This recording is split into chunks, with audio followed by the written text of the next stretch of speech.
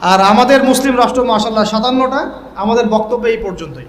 আমরা তীব্র নিন্দা জানাই, আমরা এই ঘটনার তীব্র নিন্দা জানাই।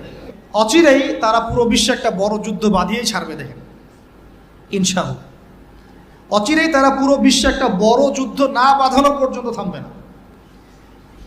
প্রথম বিশ্বযুদ্ধের পরে আপনারা ব্রিটেনকে দেখেছেন, সেকেন্ডটার পরে আপনার আমেরিকার রাজত্ব দেখেছেন, দেখবেন যদি আরেকটা লাগে এরপরে আপনি ইসরায়েলের রাজত্ব দেখবেন। ওর ধ্বংস এত তাড়াতাড়ি হবে না, ওর ধ্বংস হবে এটা সত্য, এটা নিশ্চিত, কিন্তু এত তাড়াতাড়ি না। সে রুলিং স্টেট হবে এবং দাজ্জালকে নিয়ে সে পুরো বিশ্বটা শাসন করবে। কতদিন? নবীজি বলেছেন 40 দিন। কতদিন?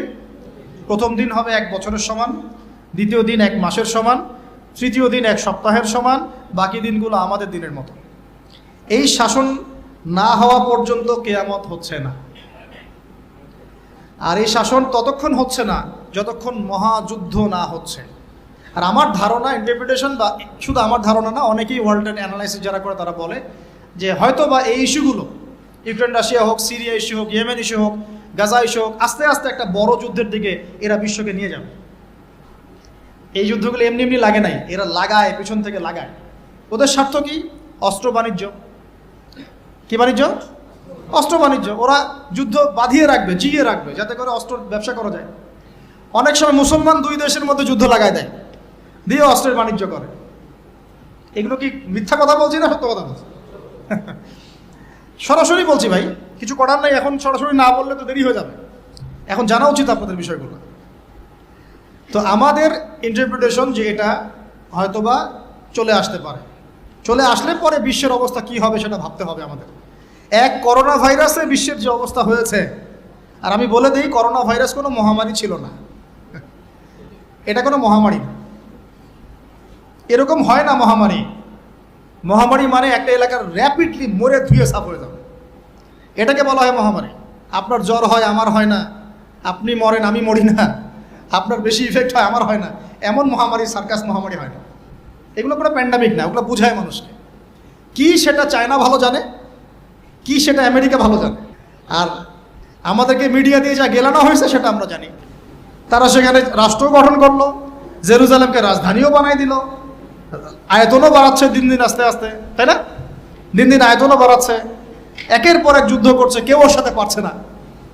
যুদ্ধে কিন্তু পারা যাচ্ছে না ওর সাথে। আরবরা সবাই মিলে যুদ্ধ করেছে, পারে নাই। 1 বার 2 বার না, 4 বার, তাই না?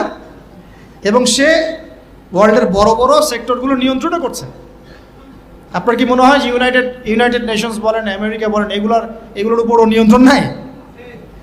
ওরা যদি 1 লক্ষ শিশুকেও হত্যা করে, 1 বোম দিয়ে যদি 1 লক্ষ শিশুকেও হত্যা করে নিরপরাধ, তবুও ইউনাইটেড স্টেট অফ আমেরিকা বলবে আমরা আমাদের মিত্রর পাশে আছি। কথা বুঝেন নাই? ওরা 1 লক্ষ শিশুকেও যদি হত্যা করে, তবুও পশ্চিমারা এবং ইউএসএ বলবে আমরা তার সাথেই আছি। যদি না বলে আমার নাম বদলাই দেবে। ওরা কথা বলবেই। তারপরেও আপনার চিনতে বাকি থাকে যে কারা ইসলামের পক্ষে, কারা বিপক্ষে। ওই যে উলাইকা কাল আনআমের মতো, লাহুম আ'য়ুনুন লা ইউবসিরুনা বিহা, চোখ আছে দেখতে পারে না। আমার কথা বিশ্বাস করছেন না?